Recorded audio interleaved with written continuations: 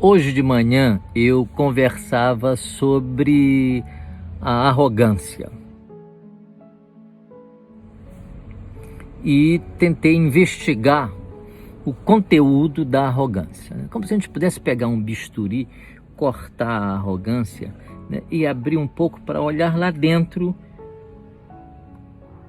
o que é a consistência dela. Em que consiste a arrogância? A arrogância é aquela parte mais externa do ego, a relação dele com o mundo, né?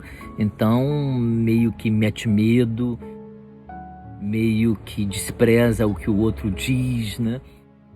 Meio que fica feliz quando triunfa através dos argumentos sobre a outra pessoa, né?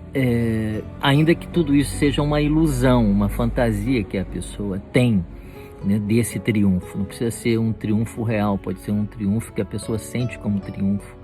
A pessoa está perdendo um negócio e está achando que está ganhando o debate, a discussão ali no relacionamento com a outra pessoa. A arrogância, portanto, ela é tóxica e ela é altamente autodestrutiva.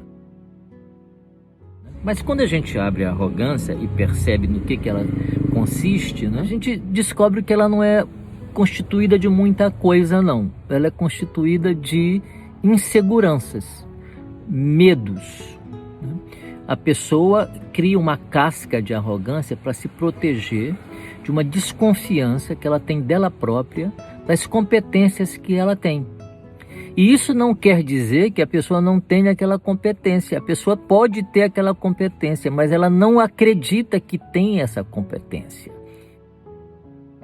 Tem dentro dela alguma coisa que esvazia essa percepção dela, do valor que ela tem e tem, né? O que é compartilhado, inclusive, com um grupo que reconhece que aquela pessoa tem aquela competência. Mas algo dentro da pessoa, né, diz que ela não tem um sistema de crença totalmente equivocado que a pessoa tem em relação a ela própria. É uma crença, a pessoa acredita, consciente ou inconscientemente, que ela não tem aquele valor, né, que de fato ela tem. E aí ela tem que se defender, né? Ela tem que se proteger desse sofrimento, porque isso fica muito feio para outra pessoa olhar. As fantasias do arrogante em relação às partes vulneráveis da personalidade ou das partes sentidas como vulneráveis, né, é de que é feio aquela parte ninguém vai amar, ninguém vai gostar, a pessoa vai achar que aquela pessoa ali é tola, é boba, é ingênua, né? E o arrogante tem pânico dessas palavras e dessas vivências, né? É por isso que ele se comporta de forma onipotente, né? Ele sempre é onipotente, a arrogância sempre é onipotente, porque ela está sempre com medo de descobrirem o lado frágil, o conteúdo que sustenta a arrogância, no seu oposto, é claro, né? A fragilidade, a arrogância. Como se não se pudesse, então, ser frágil, né? Alguém pode dizer para mim que não concorda comigo em relação a alguma coisa. Tá, não concorda, eu posso perguntar por que não concorda. E a pessoa diz, olha, por isso, isso e aquilo. Eu falo assim, você tem razão mesmo, né? O nome disso é humildade, né? A humildade é sábia, porque ela é descansada. Ela não está preocupada em se exibir, né? Ela não está preocupada em causar impressão. Ela está preocupada, grosso modo, né, em resolver o problema, né, em conquistar uma determinada posição que deseja conquistar, né?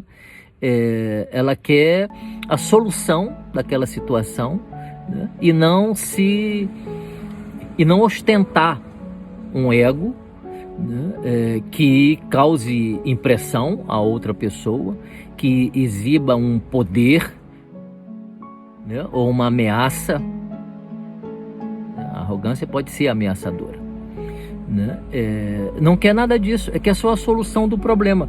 E se a solução do problema, uma situação hipotética, né? Numa situação de grupo, por exemplo, de uma reunião, né? Dentro de uma empresa, vier da pessoa que faz faxina, vier do assessorista, da pessoa mais humilde em termos de hierarquia social ali dentro da empresa, a verdadeira liderança aceita e valoriza, a ideia que foi dada, né? E reconhece a origem, né?